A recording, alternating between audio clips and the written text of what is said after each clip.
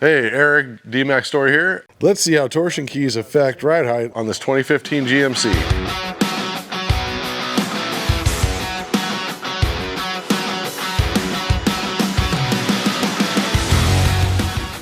First thing you're gonna wanna do is to have your truck on a level surface.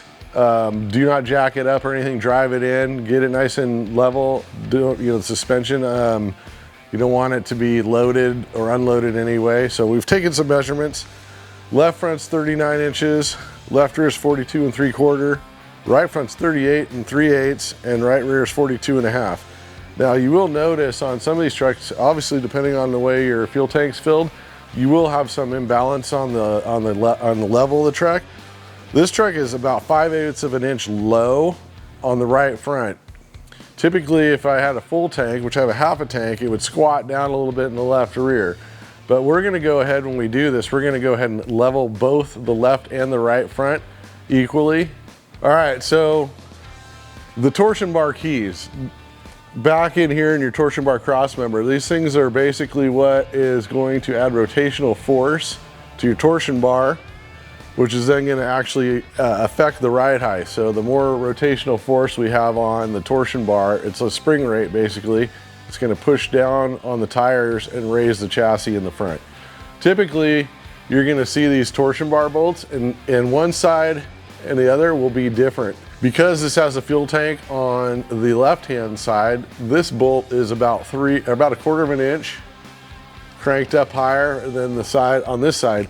And just some variations in the truck chassis and or load that this truck was put on. We've got a bunch of exhaust on this side, transfer case hangs, front diff is on this side, fuel tanks on this side. So you will see a little bit of difference in these bolts. And not only with the factory ones, but once we go ahead and put in the torsion keys, the lift keys, we will also still have a variation on how far these are screwed in. Typically on these trucks, when you have a stock key, which we're going to show you here in a minute, we're going to show you exactly about how much you're going to be able to get out of this stock key with cranking this bolt up.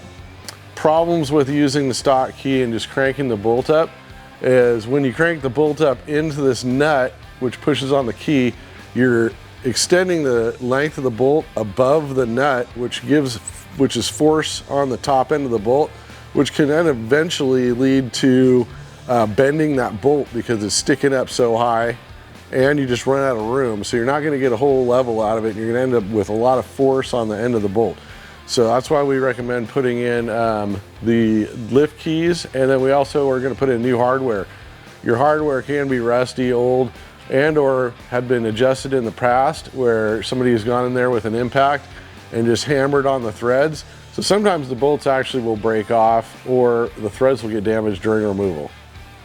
So what we're gonna do is I'm gonna go ahead and crank the bolts up, and then we're gonna get another measurement.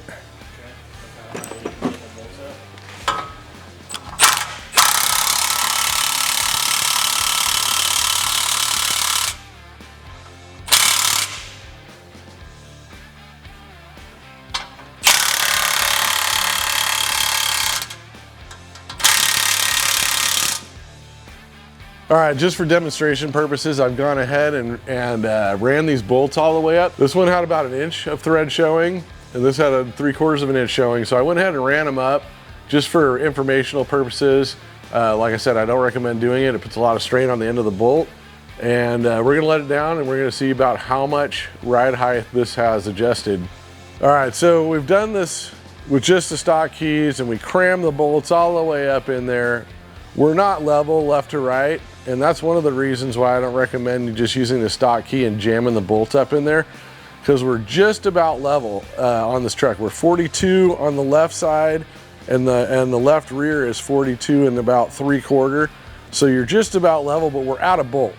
This side's lower, and we have no more bolts. We're not gonna get the left and the right side exactly even using the stock key and getting it leveled. So now we're gonna pull these keys out, install the leveling keys. I'm gonna show you how much more you can get out of the leveling key and how much little bolt you have to use to get that height. All right, we're gonna remove the bolts all the way so we can get our torsion bar and loading tool in there, and then remove the nuts, the retainers, and then we're gonna get the torsion bar keys out and replace them.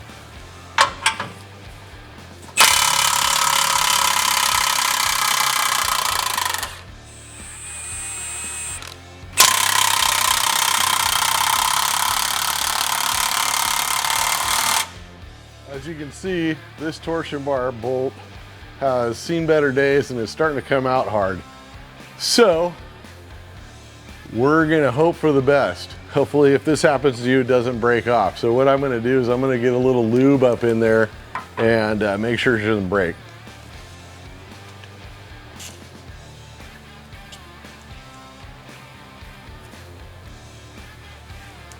All right, we got our OSHA approved safety glasses on now because this one's being a bear.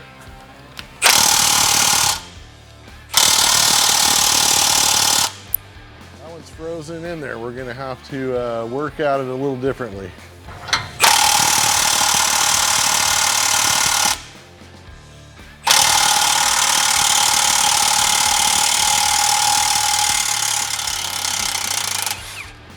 All right. So that one came out a little bit difficult. Sometimes you'll run into rust on the other side, or it could be just because we jammed it up in there. Typically, I don't just jam the bolts up in there with the truck on the ground. When we do put it back together, we're gonna put some anti-seize on the tip so that when it touches the key, it's not exchanging metal. And you can have a nice, easy thread up into the retainer. There's one special tool you're gonna need to do this, and that is the torsion bar unloading tool. This torsion bar unloading tool is available at DmaxStore.com, and it is a Kryptonite product. So the nice thing about the Kryptonite torsion bar unloading key, this being an LML 15, 11 to 15 or 16 trucks, they use a 21 millimeter bolt, also the same size as your unloading tool. So that's convenient.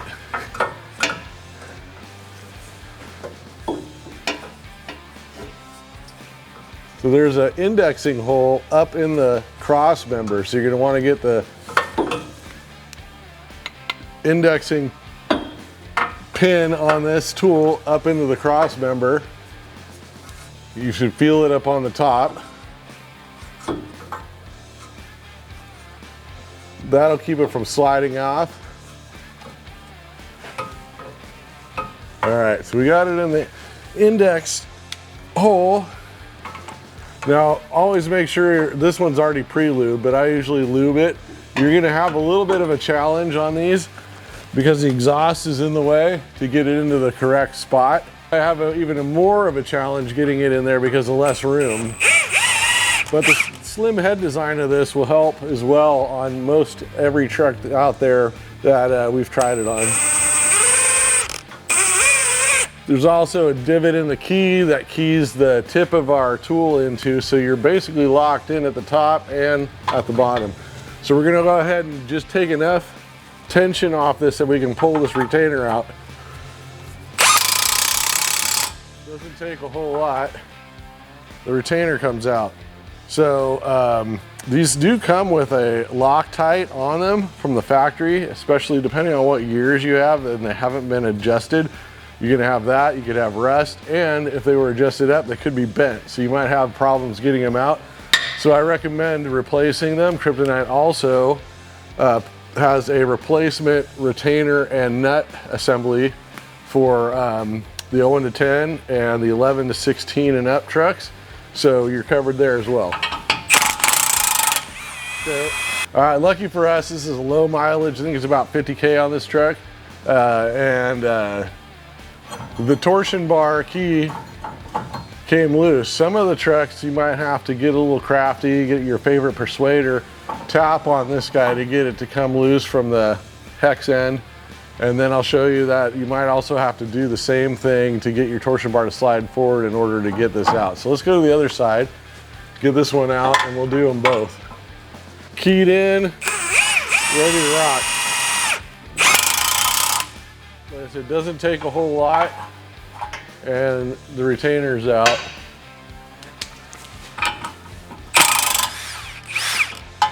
So I'll show you on this one. see how much work it takes to get, oh, look at that, just came loose just like that. So another thing is now you're gonna have to get it loose out of the control arm. Sometimes that'll take a little bit of persuasion.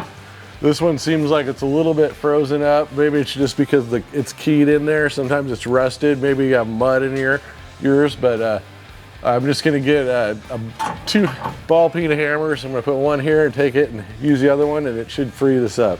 So we got our ball peen hammers. I like to, you know, they have the rounded end, which is nice over here, and you got a flat place to hit. Just give it a couple taps. All right, we're free on that side in the control arm.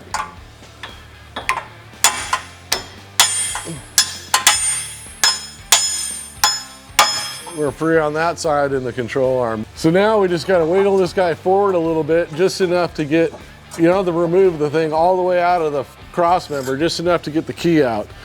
So this is our factory key. This is where the tool will engage. This area right here is where your bolt will touch right there. I'll show you some cool aspects of these Kryptonite lift keys that have incorporated some new and updated features.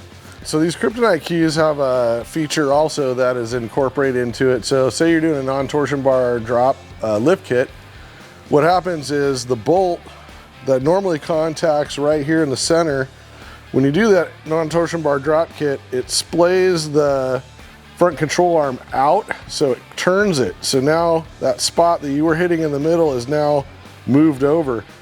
These have a nice large area that bolt can sit in, whether you're stock or if you have a non-torsion bar drop kit, it'll move that bolt center over a little bit so you don't bind. Some aftermarket keys just have a hole there, and when you do that, it hits the hole, and then when it binds, it'll actually put a side load on your bolt, which could then make it fail as well. These are also nice and beefy. They're coated. You know, not a lot of people diving underneath your truck, but it is pretty sweet. They also have a relief in here to give you added degrees of rotation, not just up, but in the relaxed position without making any contact as well. This top of this key has been contoured to fit the pocket in your torsion bar cross member. The factory one has the same profile, which is nice and rounded to fit up in your cross member. Some aftermarket keys are squared off and they contact on the edge, which can lead to noise, and just the way that the key fits in there, it'll actually shove this area down, and then your torsion bar will have a hard time making it through the opening in your cross member. So let's go ahead and put these guys in, and then I will show you exactly how little bolt engagement you need to get about to the same ride height we were at earlier. So in our application, this notch for the extra clearance and the lower setting of this key isn't necessarily a big deal for us, but if you had a lift kit on it and you're at that area where you're needing a key but you don't want it all the way up at max travel of your lift, that's what's gonna help you get that setting right in the sweet spot between your not having enough on your stock key and going to this lift key. Okay, so putting these keys in is pretty simple. It's a reverse order. You're gonna come up in here, get your torsion bar lined up into the key spot. They're gonna hang down a little bit more than your stock ones did, okay? And that's out of design, but this is typically the orientation you'll see. This is where it's sitting at relaxed. It's gonna come up a little bit once it engages that flats on your key and the torsion bar. So also another tip is don't bring your torsion bar all the way back and contact your cross member.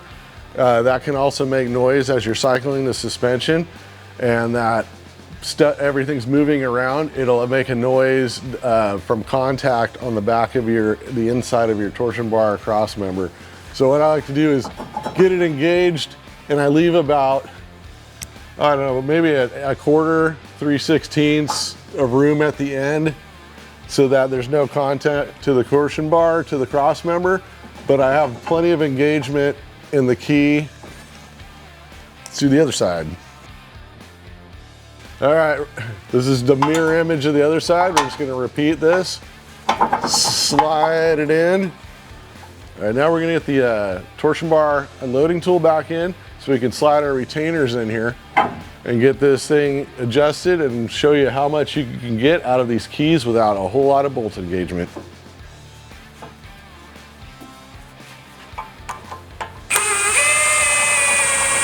Okay, we're just gonna go up high enough to, for this flat to clear this window up here.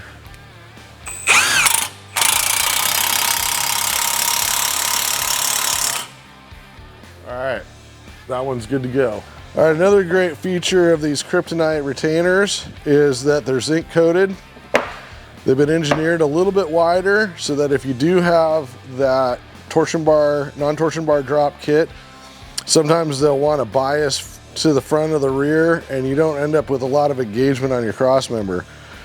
As well as the supplied bolts are a high grade, zinc coated, and they have the factory Loctite applied to them.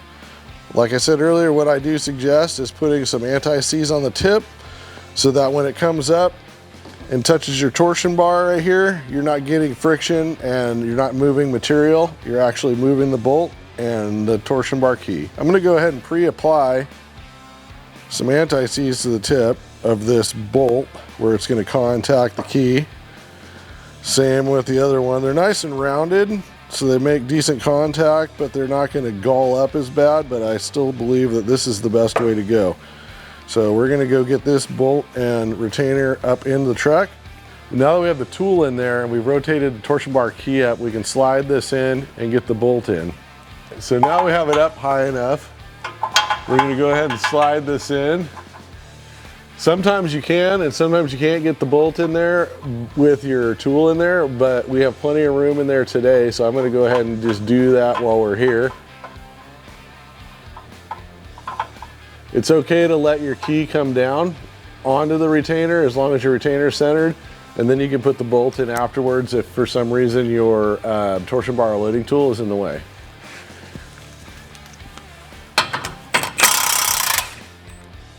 All right.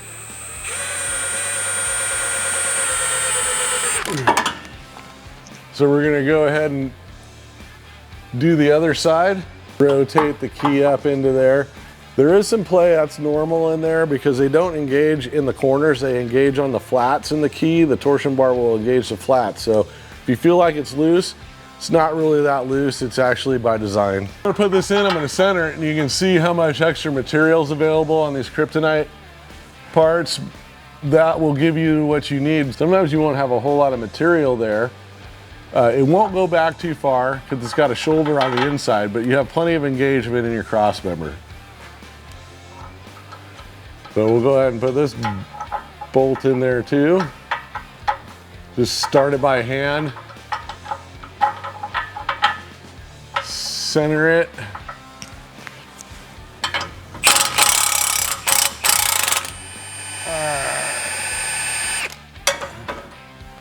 Okay. So what we're gonna do now is we're gonna actually take this bolt and we're gonna move it up just high enough where it takes the torsion bar key off the retainer. That's about all we're gonna put on it. Maybe raise it off about 1/8 of an inch. Then we're gonna measure the ride height on this truck to show you what the change is without having a bunch of bolt engagement. We're probably gonna end up having about 1 inch of bolt, 1.5 inch of bolt showing once we're done and we're set at our leveled ride height. All right, so I have the anti-seize on it. The truck's off the ground, so there's not gonna be excessive force on the bolt when you're doing this. So we're just made contact with the key. We're gonna go a little bit more. All right, the key is now just off of the retainer. The retainer is centered and the bolt is vertical. We're gonna go ahead and do the other side. So, all right, I've just contacted the key. All right, it's just off the retainer. Let's drop this guy down. All right, so I've lowered the truck back down. I've rolled it, settled the suspension. We put the keys in it and we've got the bolts in there. We're barely off the key. The key's barely off the retainer, and we're about 1.25 inches higher now than we were with the stock key in it at ride height from the factory. So We're already seeing some improvements without really even getting into the key's range of motion. Okay, once again, suspension's unloaded. We're gonna go ahead and I'm gonna start by turning this bolt up 2 full revolutions and the other one about 2.5, just because we're a little lower on the right front. One thing, if you're using an impact gun or a hand tool, what I like to do is I put a mark. You can use the hole in your socket too, but some chrome sockets don't have it. I don't recommend using a chrome socket. I'll make a paint mark, Sharpie mark, something on this. You can count the revolutions. That way when you're working on your truck and let's say it's on the ground and you're using a hand tool or you're jacking it up and down, you have a good idea of how many revolutions equates to how much ride height you're getting. So that should reduce the amount of times you're doing sit-ups if you're on a creeper, or up and downs if you're on a rack. So just a little tip.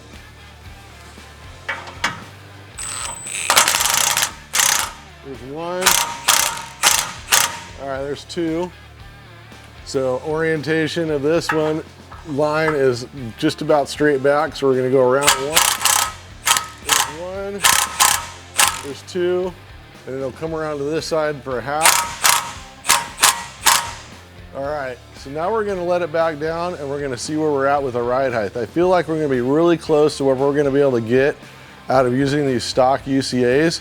We will be putting shock extensions on these shocks to show you that we can get a little bit more height out and you still get that travel out of your shock. But at this point, I think we're gonna run out of UCA clearance between the service perch and the arm. Where we're at now is about my comfort zone for the stock control arm. I'd like to have at least like 1 inch between the control arm and the service perch. I mean, you're gonna have more movement out at the tire than you are gonna be back further in the control arm, but you still wanna have some down travel in your suspension, whether you're going over rollers or you're just off a rough road and the suspension's traveling. If you go any more than this with a stock arm, you're definitely gonna be contacting the service perch. And that's where you're gonna wanna put in a lift or leveled style aftermarket control arm. So being 41 3/4 in the front and about 42 3/4 in the back, you know, we're still we still got a little bit of rake on the truck. It does look a lot better. It cuts out quite a bit of rake. You still have decent control arm to service perch or that stop on the frame clearance. And you will have a good ride and articulation out of your suspension.